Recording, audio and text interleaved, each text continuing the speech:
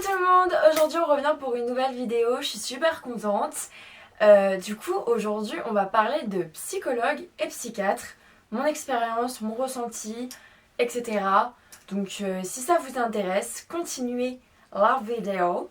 J'avais fait un petit sondage en fait sur Instagram pour vous demander si ça vous intéressait comme sujet de vidéo et la majorité vous avez dit oui. Donc du coup je vous fais cette vidéo et si vous ne me suivez pas encore sur Instagram, allez me suivre. Je fais vraiment beaucoup de sondages, de débats, je poste ma vie, enfin bref. C'est là en fait où je suis le plus présente clairement. Donc je vais le mettre ici et en barre d'infos. Voilà, maintenant que c'est dit, on commence la vidéo. Donc comme d'habitude, j'ai mon carnet ici, bref, ça je pense que vous commencez à le savoir. Si vous êtes nouveau, en fait, j'ai mon petit carnet sur mes genoux juste en bas. Voilà, bref, on va continuer, ce n'est pas le sujet de la vidéo. Alors, j'ai vu pour la première fois une psychologue quand j'avais 15 ans. Mais je l'ai vue à un moment donné de ma vie où ça commençait vraiment à être très compliqué pour moi. Et je n'étais pas prête en fait à en voir une psychologiquement, mentalement, etc.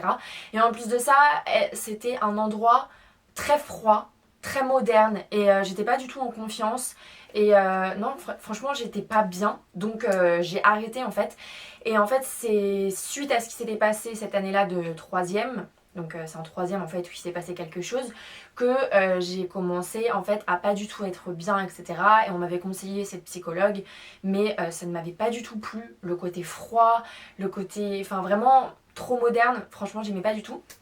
Je précise juste que je ne vais pas expliquer le pourquoi du comment j'ai vu des psychologues dans cette vidéo parce que tout simplement je suis pas forcément prête à en parler maintenant et que là je parle vraiment de psychologue et psychiatre dans cette vidéo. Voilà, je préfère le préciser. Donc du coup cette psychologue je ne l'ai jamais revue et j'ai eu un temps assez long en fait où du coup je n'ai revu personne. Et puis j'ai commencé à en voir une psychologue près de chez moi l'année 2018 parce qu'en fait je me rendais compte que j'étais vraiment dans le déni, que j'étais pas bien et qu'il fallait faire quelque chose. Et du coup je l'ai vue en 2018 puis en 2019, donc ma première terminale et ma seconde terminale, mais pas les 2 années d'affilée. Il y a eu un moment de pause parce que je pense que dans ma tête j'étais dans le déni et puis ça m'énervait d'être pas bien et du coup le fait d'aller voir la psychologue ça me renvoyait au fait que j'étais pas bien.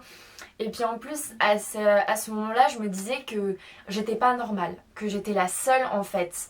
Et en fait, c'est quand j'ai commencé à en parler autour de moi que je me suis rendu compte que la plupart des gens dans mon entourage voyaient ou avaient vu un psychologue ou un psychiatre. Et c'est à partir de là que je me suis dit, mais en fait, t'es pas bizarre, t'as juste des problèmes à régler. Et voilà. Donc du coup, je me suis dit, arrête de dire que t'es une personne différente. Il y en a plein autour de toi, c'est juste qu'ils le disent pas forcément. Et c'est quand t'en parles du coup que les gens en parlent et en fait tu te rends compte du coup tu n'es pas seule. Donc je me suis dit bon Sacha, let's go, là on va arrêter d'être dans le déni, t'es pas bien, faut régler tout ça.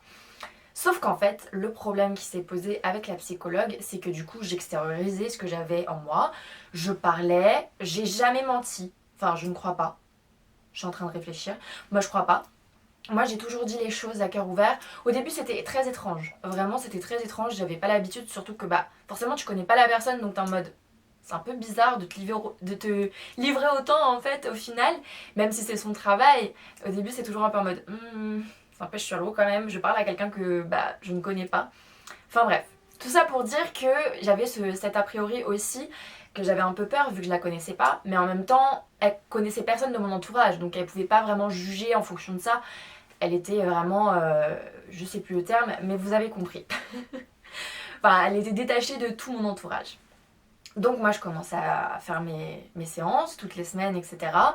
Et la première année franchement ça va, mais je commence à ressentir quelque chose comme un manque, qui manquait quelque chose. Et en fait le problème pour moi avec le psychologue c'est que tu parles, mais la personne t'écoute en mode ok, et il n'y a pas vraiment d'interaction. Et moi quand je sortais en fait de ma séance de psy, au final j'étais encore moins bien, j'avais l'impression sur le moment. Donc soit je pleurais, dans la rue, en sortant de la séance, soit je pleurais, soit je me fumais 1 à 2 clopes. Ça c'était la deuxième année, parce que la deuxième année je fumais comme pas possible, enfin bref, ça sera peut-être dans une autre vidéo. Donc en fait, genre au final, bah j'étais pas mieux. Et je sais que forcément une séance c'est forcément compliqué, etc. Mais je veux dire, moi en fait ça m'embêtait d'une certaine manière parce que je pensais que ça allait m'aider. Et au final quand je sortais des séances j'étais encore plus mal. Et je me disais c'est quand même pas normal. Et en fait le fait qu'il n'y ait pas d'échange avec la psychologue, je l'ai ressenti d'une manière négative. Moi j'avais besoin en fait d'un retour et j'en avais pas. Et du coup, bah, j'ai arrêté à la fin de ma deuxième terminale parce que ça me convenait pas. Et encore une fois après, bah, j'ai été dans le déni et j'ai pas été resuivie.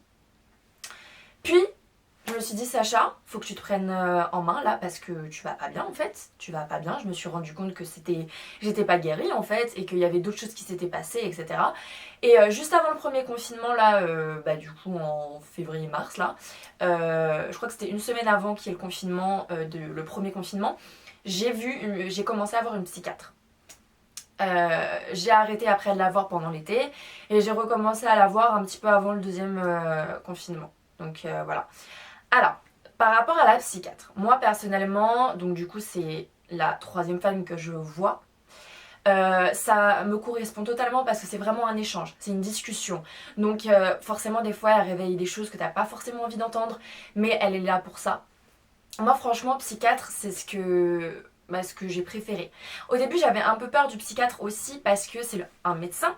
Donc il peut te prescrire des médicaments et ça c'était hors de question. Je voulais pas prendre des médicaments parce qu'en fait prendre des médicaments on te shoot un petit peu d'une certaine manière.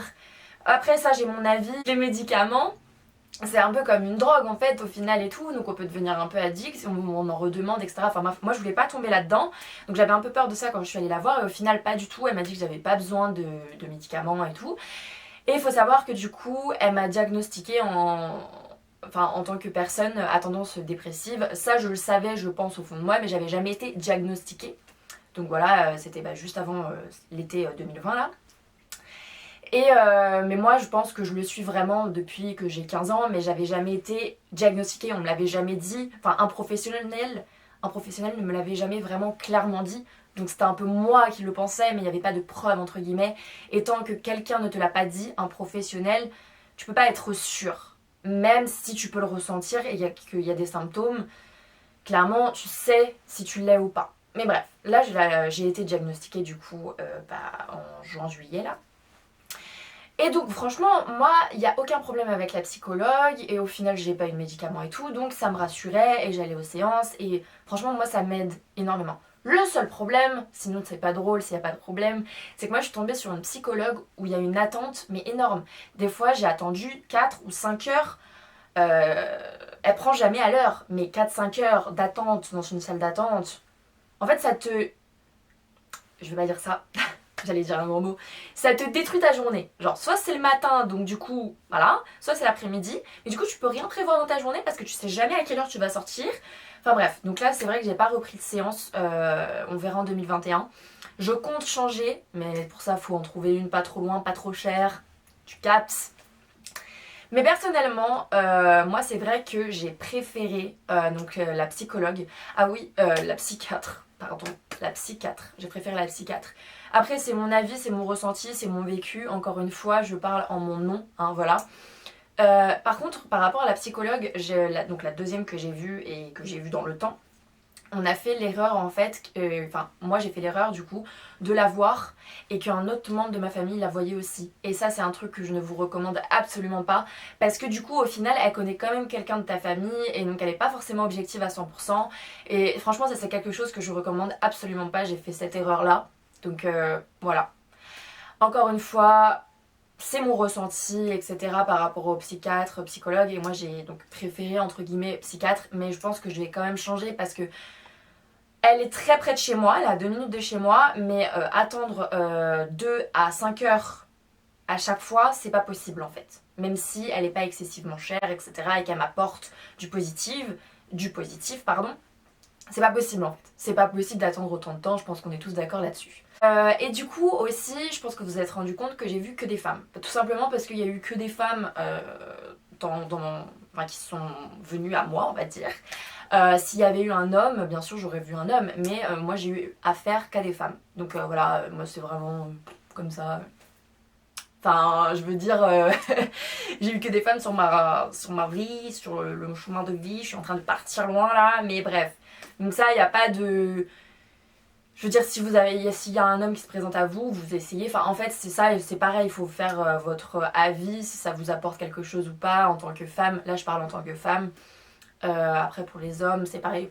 Est-ce qu'une femme ou un homme, ça vous convient plus? En fait, c'est vous vraiment qui devez vous faire votre propre avis. Et je sais qu'il y a des personnes, des fois, ils voient plusieurs psychologues ou psychiatres, etc. Et que pour eux, ça leur fait rien, ça leur apporte rien. Mais je pense que des fois, on est tellement dans le déni d'être pas bien que du coup, on se dit qu'ils nous servent à rien, mais en fait, si.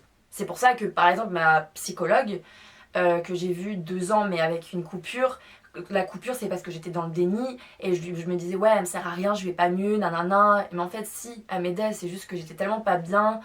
Bref, c'est un peu un cercle vicieux le truc et tu t'en sors pas et donc il faut s'en sortir et voilà quoi. Pour conclure cette vidéo, je voudrais vous dire certaines choses. Déjà, faut pas avoir honte de voir un professionnel. Dans notre société, c'est quelque chose qui est entre guillemets pas mal vu, mais quand tu dis que tu vois un psychiatre ou un psychologue, les gens te regardent en mode ah, ça veut dire que t'as un problème, t'es bizarre ou... Enfin, je sais que moi j'ai eu ce genre de retour en mode ah, tu vois un pro, t'es sûr que tu vas bien? Bah non, si j'en vois une du coup c'est que je vais pas bien. Donc faut pas avoir honte en fait d'en voir genre une ou un psychiatre. Voilà. En fait quand tu te rends compte qu'il y a beaucoup de personnes qui en voient au final autour de toi, tu te dis pourquoi genre se poser autant de questions et se faire autant de mal entre guillemets pour rien. Enfin bref, je pense que voilà, quand on a des traumas, quand on a des problèmes à régler, faut le faire avant que ça soit entre guillemets trop tard. Je pense que j'ai pas besoin de dire le trop tard ce que ça veut dire. Voilà, le suicide ou se faire d'autres choses sur le corps. Mais ça, c'est pas par rapport à la... Enfin, je vais pas parler de ça aujourd'hui. Mais le trop tard pour moi, du coup, c'est ça, personnellement. Donc voilà, faut se battre contre ces traumas, c'est super dur. Il faut savoir qu'on va toujours vivre avec. Donc des fois, il y aura des remontées dans le moral, on va être trop bien, voilà. Genre moi, à l'heure actuelle, je vais super bien. Le soir, des fois, je suis en bad mood, mais bon, ça, des fois, ça arrive, tu vois. Et des fois, tu vas redescendre, tu vas avoir une phase dépressive, et là, ça va être horrible. Mais ça fait partie, en fait, de toi, et il faut le comprendre. Faut vraiment l'insérer, en fait. Genre, t'es pas plus bizarre qu'un autre. Voilà, et en plus, je pense que vous le savez tous, mais on devient une société encore plus névrosée, encore plus atteinte psychologiquement et tout. Et il faut pas avoir peur de ça. C'est normal d'une certaine manière parce qu'il y a tellement de choses dans la vie qui... Enfin, c'est pas normal qu'on soit atteint et qu'on ait des traumas, mais on est tellement dans une société qui devient de plus en plus étrange qu'il faut pas se dire « Ah mais je suis bizarre, ah mais ceci, ah mais pourquoi moi ?» Non, non, en fait, juste, il faut que... Enfin, fais le bien en toi, règle tes problèmes, vraiment parce que si tu les règles pas, ça va être super compliqué et bien entendu, je veux pas faire culpabiliser les gens qui ne vont pas voir de psychiatre ou de psychologue encore une fois. Moi j'ai pris du temps avant d'y aller. Hein.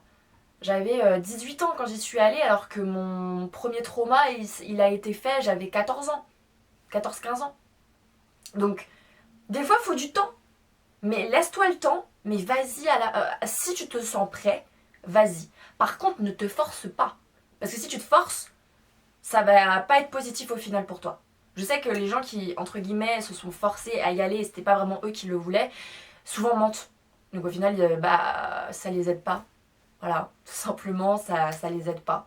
Et du coup, en gros, pour conclure dans la conclusion, c'est toi qui vas faire en sorte que tu ailles mieux. C'est pas une autre personne. Si tu veux aller mieux, tu vas mieux. Si tu veux pas aller mieux, tu iras pas mieux.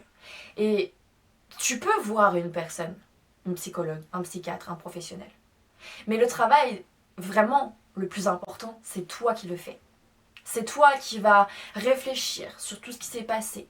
C'est très dur, c'est très très dur de se dire j'ai vécu ça, d'y repenser. Et du coup, ça va te faire un gros bad mood où tu vas retomber dans une phase de dépression.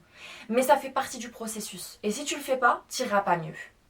Donc la psychologue, le psychiatre, au professionnel que tu vas voir, va t'aider en fait, à faire ressortir tout ça. Mais il faut aussi que tu arrives à le faire toi-même. Et c'est un combat de tous les jours. Faut pas oublier ça. En fait, c'est quand tu te rends compte que c'est tous les jours qu'il faut faire ça, que tu deviens entre guillemets plus forte parce que. Ou plus fort, parce que tu t'en rends compte. Tu sors du déni d'une certaine manière. Et moi, je pense que je suis sortie entre guillemets du déni, bah là, au premier confinement, juste avant le premier confinement, parce qu'avant, voilà, j'étais en mode ouais, elle me sert à rien, enfin, elle me sert à rien la psychologue, je suis encore plus mal quand je vais la voir, au final, elle m'apporte rien, tout ça, je le remettais en boucle dans ma tête et tout, et du coup, je suis retombée encore plus dans la merde. Et plus tu te dis ça, en fait, plus tu t'enfonces dans tes traumas, et plus tu fais n'importe quoi. Et moi, c'est ce qui s'est passé dans ma deuxième terminale. Ma deuxième terminale, j'ai commencé à faire des crises d'angoisse. J'ai vécu tellement de choses cette année-là que du coup, comme j'étais dans le déni de pas être bien et qu'en plus, on me rajoutait des trucs et que moi-même, j'étais pas forcément positif avec les gens et que c'est un cercle vicieux. Le positif attire le positif, le négatif attire le négatif. Et comme j'étais négative à ce moment-là, j'attirais que le négatif. Et quand tu t'en rends compte, après tu te dis, je veux plus ça en fait. Et des fois, faut pas s'en vouloir de retomber. Ça fait partie du processus, encore une fois. Si des fois t'as des rebaisses de morale, ou que t'as par exemple quelqu'un qui arrive dans ta vie, tu te dis c'est la personne qui va égayer ta vie et tout, et qu'au final tu te rends compte que bah non, bah c'est pas grave. On coupe avec cette personne. Et paf, un nouveau chapitre s'ouvre. Faut vraiment faire le bien dans sa vie, parce que si tu le fais pas maintenant, tu le feras jamais. Et après, tu auras des regrets. Et vaut mieux avoir des remords que des regrets. Et à partir du moment où tu n'es plus dans le déni, c'est là où ta vie peut changer. Et n'oublie pas, vraiment, je le répète beaucoup, mais c'est pas parce que tu rechutes que tout est fini et que ça y est, c'est la merde et que tu peux plus. Non, non, non, non, non, ça fait partie du processus. Tu seras comme ça toute ta vie. Et il faut l'admettre, l'assimiler, le comprendre. C'est dur, mais il faut. Donc je pense que j'ai dit un peu beaucoup de choses dans cette vidéo, peut-être partie un peu à droite à gauche, etc. S'il y a d'autres questions qui vous viennent un peu par rapport à la vidéo que j'aurais pas forcément abordé ou j'aurais peut-être oublié quelque chose, etc. Enfin bref, si vous avez une question ou quoi, mettez ça dans les commentaires ou envoyez-moi un message sur Instagram. Et par rapport à pourquoi j'ai commencé à aller voir un psychiatre ou un psychologue, et enfin les professionnels, je ferai peut-être un jour cette vidéo, mais je me sens pas forcément prête de la faire à l'heure actuelle. Il faut savoir que suite à ce trauma, il y a eu beaucoup d'autres traumas qui se sont suivis, parce que ça a impacté en fait ma vie, et que j'en suis toujours pas débarrassée d'une certaine manière, même si j'arrive à vivre avec, ça me suit d'une certaine manière. Donc voilà, en gros, prenez soin de vous, essayez vraiment de prendre soin de vous, parce que si vous le faites pas vous-même, personne d'autre pourra le faire pour vous. C'est pas parce que tu vas avoir des amis, c'est pas parce que tu vas avoir tes copains, tes copines là, ton petit copain ou ta petite copine, ou c'est pas parce que t'as tes parents ou t'as tes cousines, ta petite famille là, que c'est eux qui vont t'apporter le positif, c'est eux qui vont t'aider, t'aimer. Il faut d'abord que tu t'aimes toi-même, il faut d'abord que tu t'aides toi-même. Il faut que tu t'aides. Si tu t'aides pas, personne ne le fera à ta place. Et plus tu seras dans le déni, plus tu vas t'enfoncer. Et je connais ça. Et franchement, ça fait partie de la vie en soi. Si tu le vis, ça fait partie de ta vie. Mais ce que j'ai vécu moi personnellement, je le souhaite à personne. Parce que quand tu te rends compte, en fait, de ce que tu as vécu, de comment t'es tombé bas, en fait, mais vraiment quand t'as sombré, mais comme pas possible, tu te dis, mais c'est moi ça? Ça fait partie de moi? Bah oui. Mais en soi, je le souhaite à personne. Parce que tu tombes tellement bas, tu t'entoures de tellement de personnes toxiques, t'es tellement dans une négativité constante. Franchement, c'est horrible à dire, hein, mais des fois je me dis, waouh, c'est vraiment moi ça. Enfin, c'était moi ça à l'époque. C'est genre moi, genre. Et c'est pour ça, les gens qui disent que j'ai changé et tout, qu'ils le voient, ça fait plaisir parce que clairement, moi je pense que j'ai vraiment changé. Parce que déjà, je suis plus dans le déni, que j'ai ouvert les yeux sur beaucoup de choses, que j'ai fait du coup un tri dans mes amitiés, dans mes connaissances, dans mes potes, dans tout ça. Parce que des fois, il faut se poser en fait, il faut se dire est-ce que ces gens-là sont vraiment positifs pour toi et tout aussi. Enfin, en fait, il y a vraiment tout à prendre en compte, que ça soit ta propre personne et ton entourage, et ce que tu veux, tes projets. S'il y a quelqu'un qui te dit ah non mais là tu vois trop grand, et bah tu t'en fiches, tu vois trop grand et alors tu peux le faire. Tu crois c'est comment les acteurs, les chanteurs, comment ils ont fait? Tu crois ils ont pas eu des merdes dans leur vie? Bien sûr, mais au final ils sont là.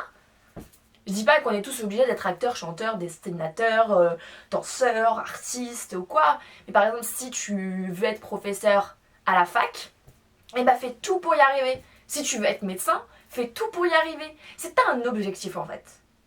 Bah, tu y crois dans ta tête, le positif attire le positif et tu y arriveras.